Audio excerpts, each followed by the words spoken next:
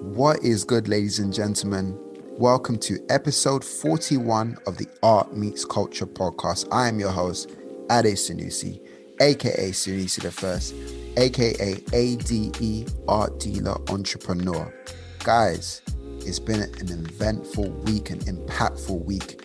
We have just dropped another episode of the Artist Watch on our IGTV. Be sure to go there now. It's an IGTV exclusive. It features, John Room, aka Jay Does Art, an amazing artist, a talented young man, someone who I feel as though he's got amazing ideas within his work, and I'm excited to see how that develops over the years. So be sure to definitely check him out, check that episode out, give your feedback, show some love. We do have another episode next week, so again, subscribe to us, follow us. It's going to be an amazing thing that you're going to see every single week, an exclusive IGTV show on our channel, on our IG itself. So what else do we need to dive into? The art review. So we're going to be doing the art review live, as we officially said on our Instagram this week. We said it Monday, actually. Yeah, we said it Monday. Tag us in your artwork. Tag us in your latest posts that you do with your art. Put us in your stories. Also DM us as well, your work as well. So it's going to be an exciting thing for me. I'm stepping away from the production-based stuff in terms of, next up this, next up that. I want to talk raw, flick through art pieces, give you lot my organic reaction. So it's going to be fun. So I cannot wait. Be sure to follow us on our socials: Instagram, Art Meets Culture; Twitter, A Meets Culture; Facebook, Art Meets Culture; YouTube, Art Meets Culture. The vibes all round. Yes, and if you are listening to this podcast now, whatever streaming provider you're listening to, if you're on SoundCloud, be sure to follow us. If you're on iTunes, be sure to subscribe to us. If you're on Spotify, be sure to follow us. So listen, I'm about to intro an amazing artist. Yes, I call him an artist. Some people will know him as just a photographer, but this guy is an artist in terms of what he's done in the industry. We're talking Heady One, we're talking Drake, we're talking Rihanna, we're talking YG, we're talking Stormzy. He's got iconic images with all of them, even Skepta. Listen, I'm reeling off the names because I'm just looking at his IG now and I'm thinking this guy's work is crazy. Like, he's got so much that he's done. And it's exciting. It was exciting, rather, to hear his story, when I was, having a conversation with him that you're going to hear now. Just hearing the story, hearing his journey. And it's like, wow, this guy's amazing, super humble, but hungry at the same time. It's great to have that balance. Nation of Billions and Complex, put him on the 30 under 30. And wow, he's done a lot for someone, under 30 and stuff like that. So yeah, man, it's going to be a great listen for you all, So I'm introducing Ashley Verse onto the podcast. It's a fire episode. He's a fire guy. We also talk about, his project that he's doing with Samsung. And you're going to find all those details in the description of this podcast. So if you're listening on SoundCloud, if you're listening on iTunes or Spotify, you will see that and you get to click the link and find out more about this Samsung project. So it's definitely exciting. I'm excited for you guys to hear it. It was an amazing conversation. I met Ashley a few years ago when I was working at Complex, and it was for a Kyrie event, and I met him there, and I was just like, bro, you're sick at what you do. And now it's crazy, full circle that, a platform that I've built and he's on there. I didn't even know that I was going to do podcasts back then, but now I'm doing podcasts, I'm interviewing icons, So it was great to have you, bro. But yeah, we're going to get cracking into it. So this guy, Ashley, he's definitely a man who puts his money where his art is. And I say that at the end of every episode, purely because, I love artists who invest in themselves. I love creators who invest in themselves. So yeah, he's definitely a man who puts his money where his art is. And without further ado, let's go. Ashley Verse, what's good, bro? going on, man? Thank you for having me, first of all. No worries. Listen, it's an absolute pleasure because I'm a fan of what you've been doing for years. I had the pleasure of meeting you years ago when I was working at Complex at it was the Kyrie Irving, I think it was, I can't remember which shoe he wore. Wow, I recapped that a little while Yeah. ago when he released the Kyrie fives. Yes. So I met you Yeah, briefly there, and I was like, "Oh, it's actually that's the first time I'm seeing, seeing you in action. After seeing all the iconic shots that's been, circulating around social media and the press in the world. So it's a great pleasure. thank you very much, and I appreciate that. And I remember that day. That was actually a good Yeah, day. it was So glad we iconic. can It's iconic. reconnect on something like this. Exactly. You know what I mean? So it's beyond Complex now. It's like our own businesses. So it's good to see. Definitely, it's a lot of growth and a lot of All good good. times. Cool. Yeah, I mean, welcome, to the Art Meets Culture podcast. We interview a range of artists, mainly artists, but I know photography is an art form as well. So I was like, I'm going to reach out to some photographers one day, and lo and behold, we had the pleasure of interviewing you first as the first, one of the first photographers we've had on board. So it's great to have you on. But yeah, for those who don't know, tell the listeners who you are, and, where did you start? Um, I'm Ashley Verse. I'm a photographer. I'm a freelance photographer. I um mainly started out in music, just attending concerts and bringing my camera along with me. It was definitely a hobby first and foremost. And it's always been something that I've enjoyed doing, and it's been a passion of mine. And then evolved into, yeah, I feel like I can definitely say it's a career now. It's definitely evolved into a career, and it's still very passion led, but it's work now as well. No, that's beautiful. And I love how, you talk about it being passion first. Because sometimes people can see these things, oh, he's just taking pictures of celebrities. Do you know what I mean? And it's that Yeah, easy. But 100%. there's some passion behind it. Do you know what I mean? Talk about, the industries that you're in, like, how did you get into, like, let's talk about the music industry first. How did you get into that, and excelling in your photography in that space? I feel like all the industries were hard to get into because there is no straightforward route with these types of industries, with music, with fashion, with things like that, with even with photography in general. Um, so everything with me was quite like an exploration. I bought the camera initially, or got the camera initially because I wanted to make music videos. That's the angle that I wanted to get in at. And I was doing that. I was working with loads of local artists at the time. So I'm from Southwest, Mitcham, Southwest London. So I was working with loads of different artists that were based in Southwest, from like Croydon or Norbury, or just different areas that neighbored mine. Um, and then when it kind of transitioned into me doing photography, it was as I basically got old enough to, like, not necessarily attend concerts, but to attend like club nights, Yeah. live PAs of artists. And that made things a bit more accessible for me, because you can't actually just go and bring your camera to a concert, pay your Nah, ticket not and at go. all. But the smaller shows, and that was a good thing about smaller venues, like things like XOYO Mm, or birthdays, yeah.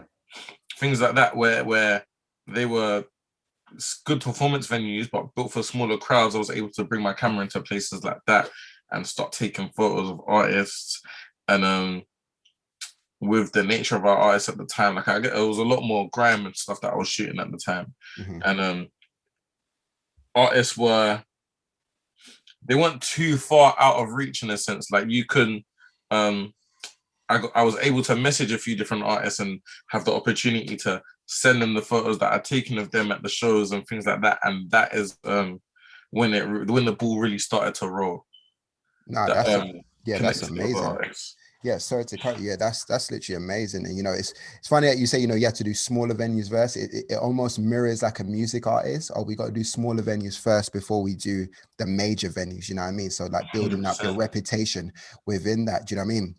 Yeah, definitely. Experiencing, the whole, photography realm and doing it as a career. When was like that key moment where you knew, okay, cool, I'm actually a true photographer here. You know, I'm beyond just taking pictures of artists. You know, I mean, I'm here perfecting my skills every single time I'm here.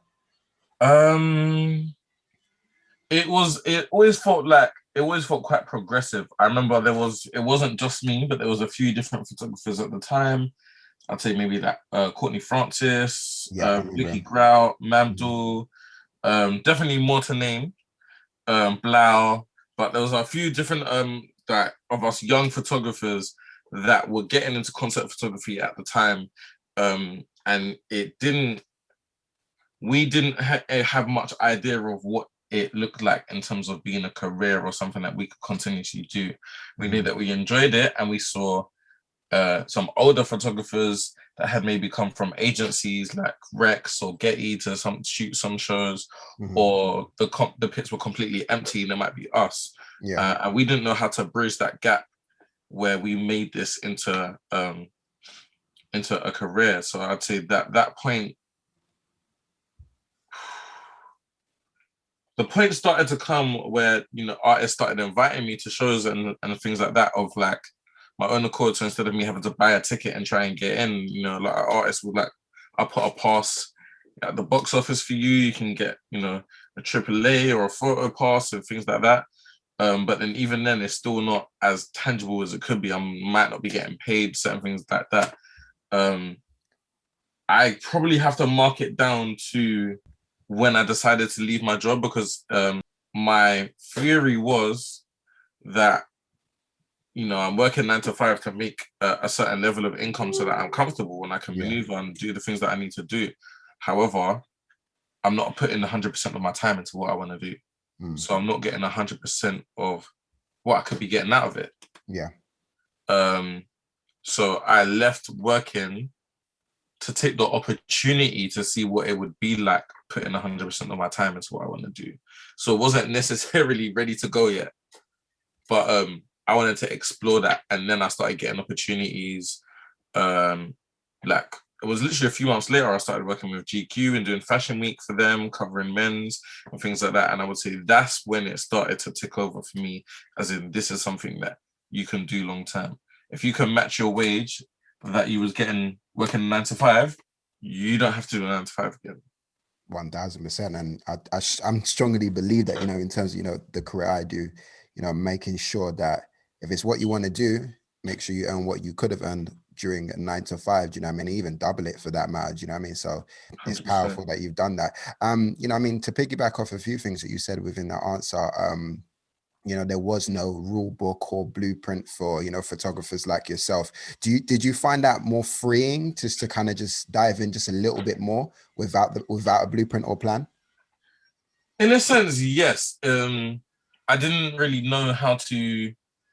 Um, I guess I was looking at it from a little bit in terms of a career sense, and like, how do I make this a tangible career and something that I can continue doing? But then I also looked at what I was doing in terms of like the artists and stuff that I was shooting and their stories. Like I said, I was shooting a lot of grime artists, and like anyone who is familiar with the genre knows like the struggles that they face to legitimize what they're doing and show to the record labels and to the music industry, and I'm sure like a little bit to themselves that what they're doing is tangible. Um, and it's obviously struck such a belief that the artists were selling out concerts, partnering with people like Boiler Room and stuff like that, and there was bookings for them all the time, and it's what got me into wanting shooting in the first place. Like, that was what I wanted to come down and shoot. So I thought, if they've had that in their story and gone down this route, then I'm just basically doing the same thing but in a different field. Yeah, no, that makes sense, and that's awesome. So to be Even fair, it was good. I found that the artists that I was wanted to work with or wanted to shoot yeah, gave me the inspiration to freelance. powerful, man. And you talk about, doing free jobs. Coming into any creative game, a lot of people want to get paid from the jump. I mean, how do you weigh doing a free job versus a paid job, to get you further into what your career where it is now? I think there's a difficult conversation to be had around opportunity, um, and the use of the word opportunity, because I think it is up to yourself as the person selecting whether you're going to do it or not to decide whether it's an opportunity for you or not. And a lot of people can pose and pitch stuff and say, you know, this is a great opportunity for you. This is such a good look and whatever else. But I think you have to decide that for yourself. What is a good look for you? And I think as a creative or in a person in the position of doing the free thing, you have to remember that there is still a transaction there. Mm-hmm. There is still a transaction there. You're doing, it's not all of like that kind of pose of this is such a great opportunity for you. It means that you should do it. You're going to benefit 100% and no one else is getting anything out of it. That's kind of how it sounds. Yeah. But the transaction is, yeah, even though I'm coming down to do something for free, somebody is getting something out of this that they would maybe like to use, or maybe I'm an extra pair of hands on set for the day that's helping them. Mm-hmm. There is some sort of level of transaction there. So I think you have to always measure that and measure when you need to change it. Mm-hmm. Measure when you feel like, you know, all right, cool, maybe I need to get a little change for this, cover my expenses. Yeah. Okay, maybe I need to get paid for this to match. I'm giving up a day of working a 9 to 5. I just want to match the rate that I'd be getting so I can tell myself it's worth it. Yeah. Okay, now I want to get it in line with what the standard rate is, or what I feel the standard rate is amongst whatever job it may be. Obviously, mine's photography. Mm-hmm. Maybe I want to get a standard rate that I'm hearing people get for concerts. Mm. So I think you have to push it to a place where you feel comfortable as well. And I think for a while, you know, I think a lot of other people can put their prices and pressures on you. So someone might be like, "Oh, right, you're not getting paid enough for that. You're not getting the right amount, and this is a bump and da da da da." But what is comfortable for you? What is comfortable for you? And I think you have to figure that out in terms of where you are at in life and where you are at in your career. So I feel like the best time I used to measure that up was when I was getting into the game and I had just left working unusual 9 to 5, and people maybe having the conversations with me about pricing and stuff, and I just said, I want to make the money that I make going to a 9 to 5. Mm. If I can make that as a day rate, just going to a concert or whatever it may be, whatever service, photography service might be providing, then I'm doing okay for myself, because I could be at work earning the same money. Yeah. I'm earning the same money doing something that I enjoy. Exactly. And, you know, you're doing something powerful and purposeful. Do you know what I mean? And I definitely think, you know, creatives, artists, you know, should just find exactly what they want rather than just keep undervaluing themselves every step of the way. Do you know what I mean? And literally weigh it out, you know, in terms of what they're giving to the brand and what that brand is giving to them. So that's definitely, you know, a solid answer. Project wise, man, you've done some amazing projects, you know, been about for some iconic imagery. Like what are your favorite projects? What was your favorite shots that you took as well? Ooh, this is always a hard question for me. And I know there's loads. There's so many different moments for different reasons. Favorite projects.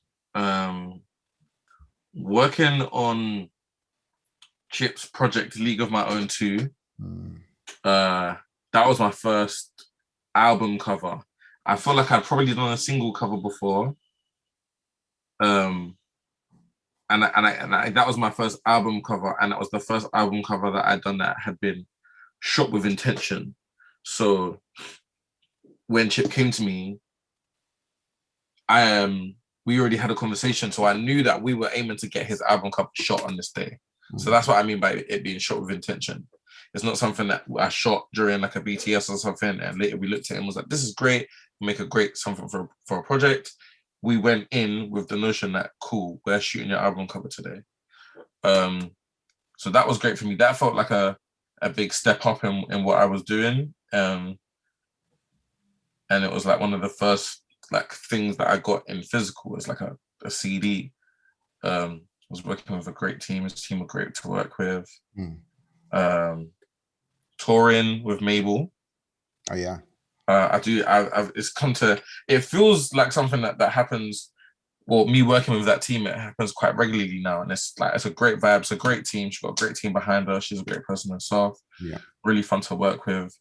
And that experience of going on tour, and especially for her, watching her get bigger and bigger and doing it as well, you really feel part of something. You really feel part of a team and part of a journey.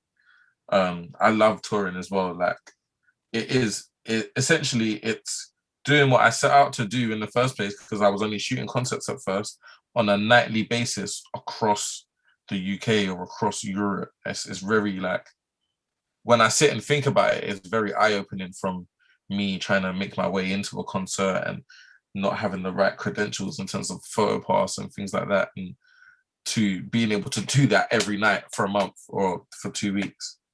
Yeah, and those are two amazing, projects that speak volumes, about, you and your work, and, the career and the industries you're in. Um, the touring life is something, my brother, for instance, he films mosh pits at Rolling Loud, and he got called into Crazy. doing filming mosh pits officially for Rolling Loud festival. And he said Nice. now he's being asked to be on tours and everything like that. Do you know what I mean? I find it weird, but it's amazing to me that, through a camera, you know what I mean, you guys are just becoming, you're attaching yourself to the artist and becoming artists yourselves, and we're going on tour too. You know what I mean? You can advertise it like that. So, it's powerful to be a part of, those major projects and tours with artists. Mentors and coaches. Was there any mentors and coaches within photography or out of photography that helped you along the way? I think I've always been good at picking up words from people that I find inspirational or would look up to.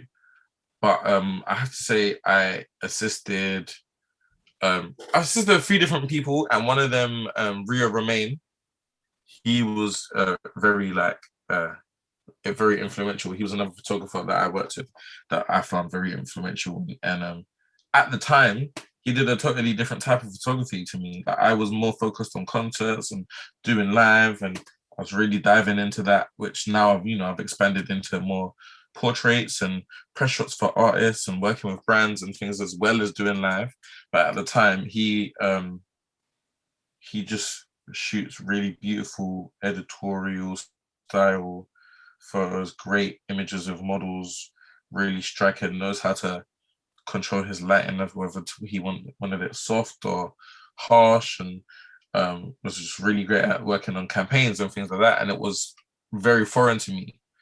So I used to assist him, and he just used to talk to me about photography generally, and just talk to me about looking at books and decoding a photo. So looking at a photo, and he would point a photo to me and be like, "Where are the lights in this picture? Where are they? If you were shooting this, where would you put the lights to achieve the same The thing?" And details. yeah, and helping me break down a photo from looking at an image to breaking down how it was actually shot and created in the first place, and things like that really stuck with me and helped build me as a photographer. So yeah, I got to give a big shout out to Rio Remain. I mean, that's amazing. And, I always tell people, if you can't even find like physical mentors, there's also the digital ones, YouTube. I find all my 100%. mentors in YouTube, and some of them don't even know me a lot of the time. And, within books as well, just to kind of get that knowledge to kind of help you excel at your weakest points, but also, strengthen your strong points as well. So, it's Yeah, definitely powerful to have someone else's eye, or I don't want to call it opinion, but expertise rather, yeah, to help you, definitely. move to the next stage and the next level. Um, To be fair, being honest, I also learned a lot from friends. I had and even I had friends that were interested in photography or media and were doing things in their own way, and friends that weren't, but just had um constructive opinions. yeah, And that helped me a lot as well, especially one of my friends, Jake, who is a gaffer. So he's at the moment moved into controlling lighting and stuff like that, and he's moving towards being a DOP, so more film. But he always had great technical knowledge and great knowledge of cameras and lighting and things like that. And we just used to talk over stuff, and he would just, I think naturally, just through talking and having that conversation, he's taught me so much things over the years, and I still work with him on certain shoots and stuff as well. Like on certain campaigns, I'll come and ask him to do lighting for me and things like that. And yeah, we've got such a good bond just through talking. So I feel like, yeah, talking about what you want to do with the right people definitely helps. Oh, Definitely helps too. 1000%, Even definitely. if they're not, the mentor that you might be looking for. Sometimes just having that constructive opinion that you can trust in. It's good. No, It's one just good. thousand percent. And likewise, like you, like I have loads of discussions with people who are just not in the same industry I'm in. Do you know what I mean? Some in food, some in fitness, and it definitely gives you know, better understanding of how you can do things by adopting things from other industries. So that's definitely solid. Success. Everybody has their own version of success. What success is. I mean, when did you feel, or if you're not feeling, or you're still pursuing, when did you feel successful? I mean, in your career, like, oh, I'm actually something in here. Do you know what I mean? It, in, I don't think it's happened yet. I think it's happened in small waves. I don't think not like I don't see myself as successful, but I think when you are, this is the catch-22. I always talk about this with my friends. The catch-22 of ambition is that it's always going to change. Some days being ambitious is going to make you feel really good, really powerful. You're ready to explore new things and do bigger things. And sometimes ambition can even be a bit binding. Sometimes you don't always know you want to grow, but you don't know how to grow. And sometimes you might feel a type of way about, not knowing how to get to the next step. And get to the place where you want to be, even though you want to be there. And sometimes the ambition can be quite defeating.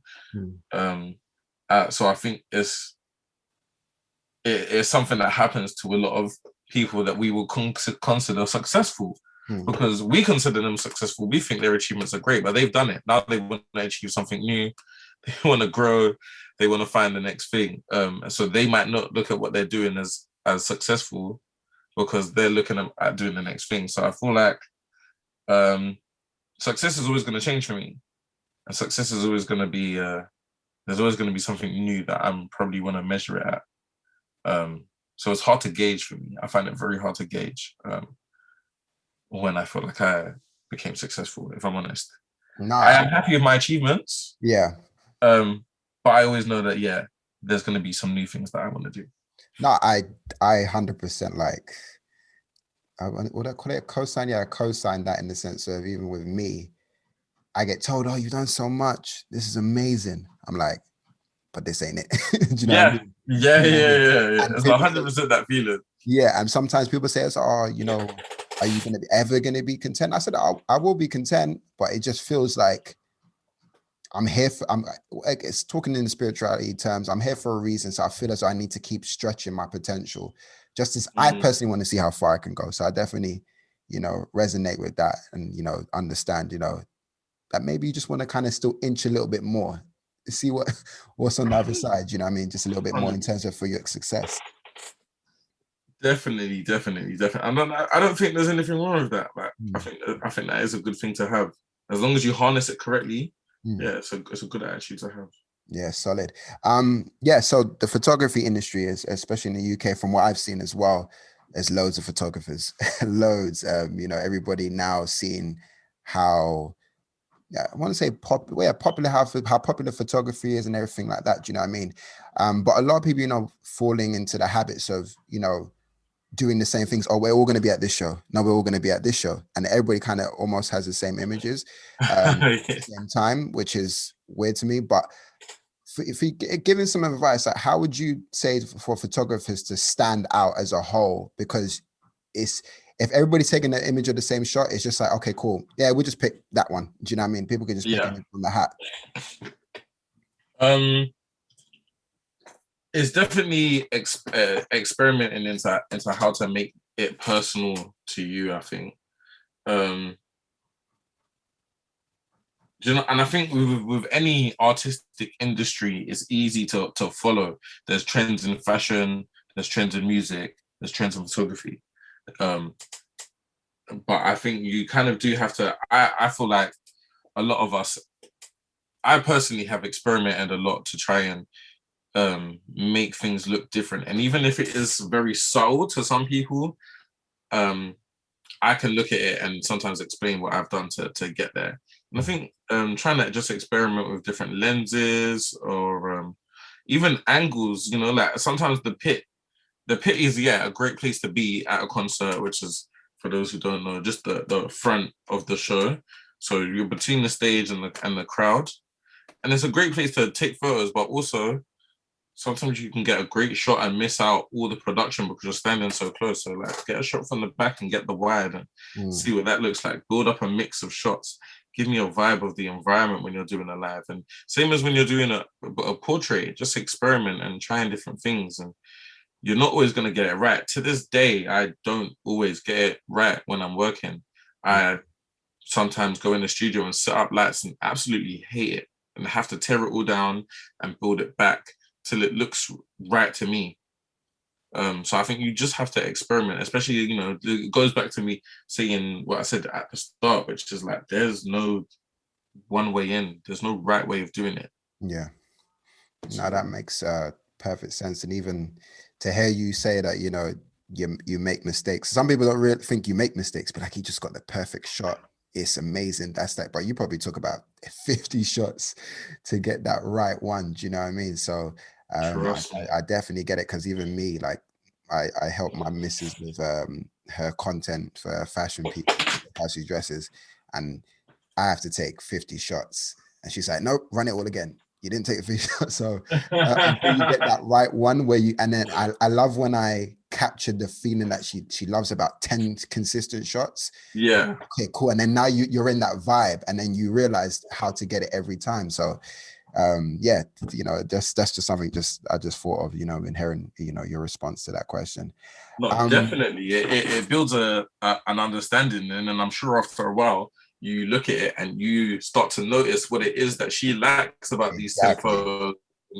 Now you know how to implement it for next time. Exactly. Um, you know, the creative community is a thriving one, but some say, you know, it's some people perceive it as an underpaying one. Do you know what I mean? I've had people saying, you know, the creative industry don't really make any money for it, and then they give us the starving artist name onto everybody. You know what I mean? How can we, you know, alienate that's term starving artists, and, you know, show them that, you know, there is something to us, you know what I mean, and we do get paid. Ooh, that's difficult. Um, I think it's difficult. So, um,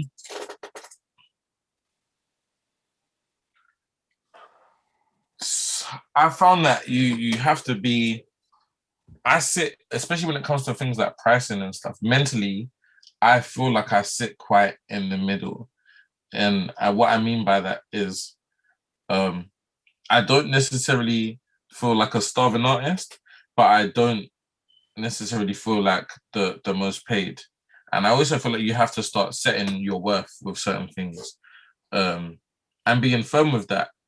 Um, it's quite hard because I feel like a lot of people would just feel like they get. I've had conversations with a few other photographers, and they feel like they get quite undercut. So yes, cool. You might want to boost up your price for this, and you might want to be adamant with it. But you know, somebody else is gonna come through and is happy to take the lesser fee, let's say. Mm. Um, and then what does that mean for you? Does that mean that you're not going to get work from here on out and stuff like that? But I think you have to measure where you can get money from and where you might have to take the lesser fee, and really pick if you want the job as well, because then it shouldn't feel like a chore or make you feel like you're starving in a sense. Because yeah, I think you have to pick and choose, and with some clients that I have, I'm more headstrong, and I know that um I'm gonna get the things that I set, the fees that I set. I know that somebody might have pitched me a really good idea and it's a passion project, but I'm really involved and I want to do it, so I will go and do it because I have chosen myself to do it, and I really like this project. Yeah. Um, and I feel like having that in mind stops me from getting that feeling. So I can essentially work for free on something that I really enjoy doing without feeling like a starving artist. Because I've had the discernment and really picked out something that I know that I want to be a part of. No, that's good. And I love how this question made you really think, do you know what I mean, about it? Do you know what I mean? So thank you for your answer on that one. Building yourself, as you verse, you've built yourself as a business now. Do you know what I mean? What are the ways you invested in yourself as a business? You know what I mean? From equipment to knowledge to everything like that. Definitely first off was equipment. I think you have to. Everything is time. First of all, I think everything that you're doing, you're investing in yourself being better. And I think sometimes a lot of people do subconsciously see it this way, but we don't acknowledge it that we're investing time into ourselves to be better, and to achieve more. Because in our heads, it leads back to the ambition again. We want the better jobs. Back to the last question, we want the higher paychecks. We want the things that make us feel that we're achieving and being successful, but a lot of that comes from working on ourselves and securing how do I put this, making sure that we're deserving of these opportunities when they come and when they arise. So I invest mainly into myself, through time, through a lot of practice, just through maybe messing about with my friends doing a shoot, or renting a studio for a day and messing about with them in there and getting some things done. So that allows me to experiment. Money would be into getting better equipment, purchasing different lenses, buying a website so that I'm able to put up a portfolio online. Very real things, like spending money on a website to have as great as Instagram is, and as much as it is a portfolio tool, especially for me at this point, it's also good to have those tangible things like a website that to be able to put out, to be able to maybe print photos and see what it looks like. I think you also have to invest time into analyzing, and this is not just photography, analyzing whatever work you do so that you can decide what you want to get better at. So for me, I tend to look at my photos, and after a while, I might be like, I really want to work on this lighting and just see how I get it more dynamic, softer, or whatever it may be. Or I really want to work on my composition and play about with quirky angles and things like that. So I have to spend time decoding my own work and looking for where I'd like to improve it. And that is a big part of forgotten the word. That is a big part of self-improvement and investment.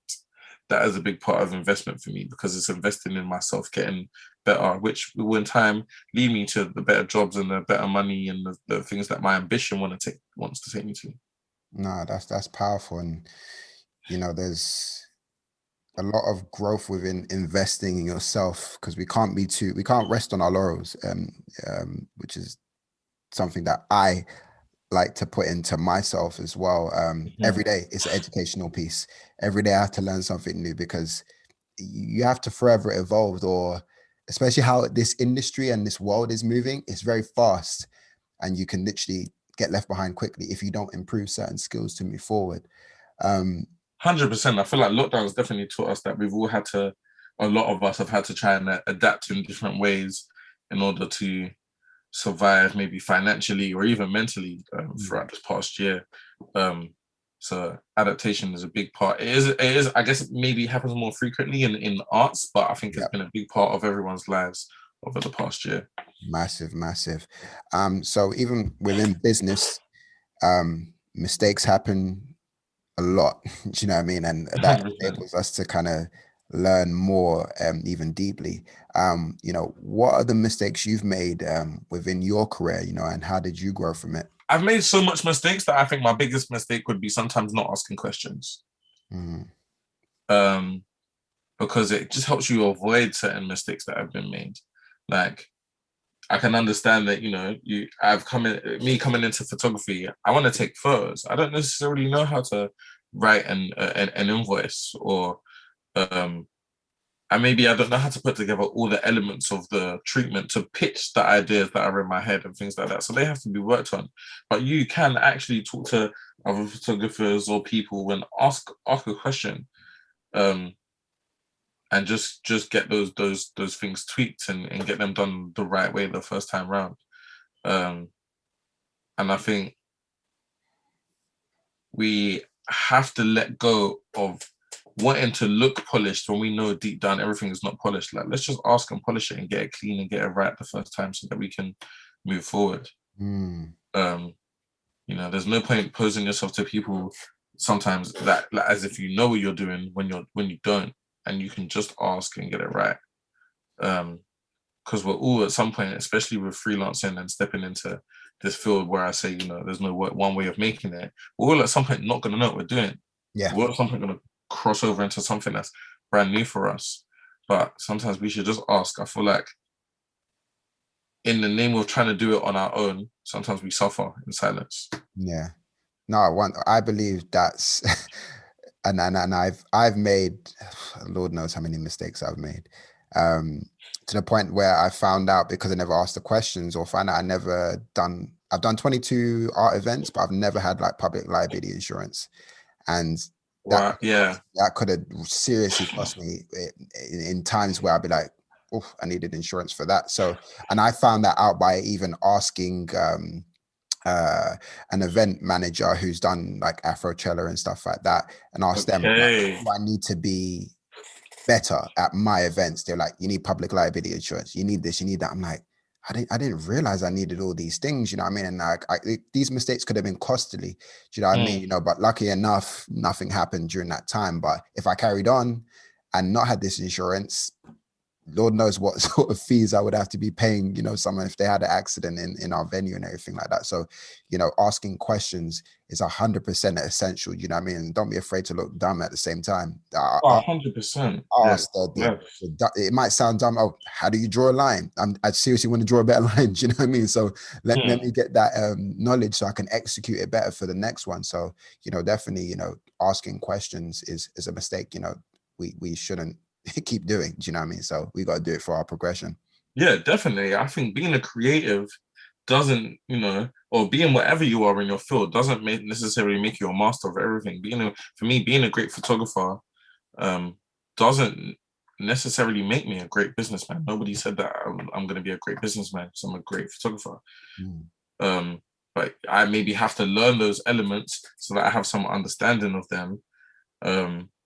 And then I can move forward from there. I think even a boss of a company can't do everything within that company's role. It's how the company is meant to work and knows how to put people in place to fulfill that role. They can't necessarily go and pick up your job and do it, and they're the boss.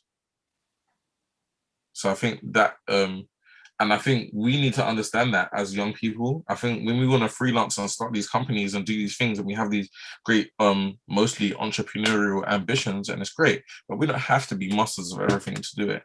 It's great to get a base understanding, which is through asking people, and also maybe delegating that to somebody who is more passionate about it and is better at it, so that you can concentrate on the things that we're more passionate about and better at. No, 1000%. Yeah, literally love that answer. Complex, Nation of Billions, both named you 30 under 30, great acknowledgement rather. Do you know what I mean? People can recognize you for your craft. What do those things, mean to you when you get those acknowledgements? It was very much a blessing to get those nods from Complex and from Nation of Billions. Especially, I think, I was definitely one of those people at that time that felt a bit more like a starving artist then. And I think that even the starving artist doesn't always come just from money, but from recognition and appreciation for the art as well. So, in that instance, I felt like I got that from Complex and from Nation of Billions. So I felt very appreciative to do something that I was, essentially doing for myself, to go and take pictures at concerts and stuff like that. It was fulfilling for me, but to know that when I'm putting it out into the world and stuff, that it is being appreciated and being taken in by people. And I think when I think back, those that is one of the first instances that I really felt that like this is really going out there and being taken in by more than my peers. Yeah. So yeah, I got a lot of love for Complex and for Nation and for a few of the Shout out to other them, magazines that are giving me those nods. Yeah, massive shout out to them, two amazing platforms, for recognizing, people like yourself on a creative level. I think it's great that they do that as a culture as well. I just think being I'm 28 now, and I think that came out in maybe 2016. So I was 23, 24. And I feel like as a younger creative, it is hard to find the milestones that let you know that you're doing something right. Especially because now when you look at it, and it is often said, oh, everyone's doing something. And yeah, but that doesn't take away from what you're doing. So sometimes I feel like because everyone's doing something, and we've talked about the fact that there's a lot of photographers who you feel are doing the same things and things like that. So I think you need those nods from people sometimes to just say like, keep doing what you're doing, isn't it? Like it is actually, we are noticing, we are seeing it, we do rate it. We just got to keep going and mold it into what you want it to be. Powerful, man. So solid. But now in the year 2021, it sounds like a movie introduction, what I just said. The year is 2021. And obviously, we've had, exactly. We've had like, well, an eventful, I don't want to use the term crazy, but an eventful year last year. And now we're here, 2021, and we're looking to, get back to some form of reality or even a new reality. I mean? Yeah. What are your projects and goals for this year? Like, how do you want your year to look like? You know what I mean? I feel like this year has taught me to set. It sounds mad, but I feel like it's taught me to set simpler goals. And I say I say this because I've really adjusted to the change in speed that we've had in throughout the past year through lockdown and coronavirus and things like that. It's really changed. It really changed business for a while. Business, it got really slow. It picked up. It got slow again just due to things opening and closing over lockdown. But it did make me realize just how hard and how fast we were trying to work before. Yeah. And not really, there's a lot of things that make you feel like you have to be doing the most all the time. Rise and grind. Like all them cliches, brother. I still see today. I was having a conversation with my friends from New York, and he just literally voiced on me what you just said. He's like, everybody's saying rise and grind, but nobody grind. Like, but why everybody put the pressure on everybody else? And it's just like it's funny how the world just shut down completely. And then you realize we've got so much time now just to kind of focus properly. Do you know what I mean? Whereas before it was rat race. Oh, I need to be very much so. I need to be. It was crippling our minds that we had to work at this level. Now it's everybody slowing down a little bit. It's like, you're taking time to, build your craft a little bit better. Do you know what I mean? Definitely. It's giving me more. I don't know if it's giving me more time, but mentally it feels like it has. So when people are, asking me now at the moment to work on press shots and stuff like that, my mind feels slower, almost like not slower, but more at ease to kind of develop the ideas that I want to develop and think about my approach to things. And I'm enjoying that pace, even though it is going back to being busy and things like that. My mental pace is much nicer, and my mind is not racing into, okay, cool, so what's next? What's the next thing? And, we need to work as hard as possible with that. I am at a better pace, which is allowing me to give more time to the project that I'm working on, which is allowing it to come out better, rather than me. I don't feel, and at the time I don't feel like we felt like we were speeding through things either. But not to be speeding through things, and just to be able to work at a better pace that is more beneficial for my creative. Oh, powerful. Literally, listen, it's a lot of lessons that have been, learned from how it was to how it is now, and I think it's just going to develop better creatives, what I mean, in terms of what they can do for their time and how they need to take care of themselves more on a mental level as well. So, Yes, I agree. I very much definitely a agree. solid answer. Samsung, did an amazing project with them. Talk to us about, about the KX project. What's your involvement, and what are you doing with them overall? So Samsung have been releasing their new device, which is the S21. And as a photographer, they asked me to come down and kind of just like review and test the camera, which has been a nice experience. They've obviously been working on how to improve the camera technically, more different features with the portrait modes, and there's like a mode called single take where it captures everything it captures everything that you film, let's say, for 14 seconds, and gives you the video and obviously different formats of like pictures and things like that it captures over that time. So while you're shooting that one video, you can get like a few variations of pictures, a few video moments, and it kind of like puts together the highlights for you. And there's a few different features that it has in terms of like portrait mode photography and things like that make it easier for a consumer level, so that you don't really have to be like me and pick up a DSLR every time you want to take a good looking photo. So it's just we kind of worked on a visual with Samsung KX in their concept store, just to break down for the consumers how they can achieve those things and achieve more professional looking images. So it's just to show them how they can work with the new S21, and not necessarily have to put in obviously the years of photography that I've done, but get results at home or wherever they meet people with their phones. No, exactly. Because some people are intimidated by photography. They think they have to get the biggest camera in the world, the best one that people keep talking about, if it's a Lumix or a Nikon or a Canon. And, they're doing it, from these phones that have, almost the same technology, even better. For instance, so it's great to to hear that you're a part of that project. Get to educate the people as well with your skills within something that they can afford. On their phones and stuff like that.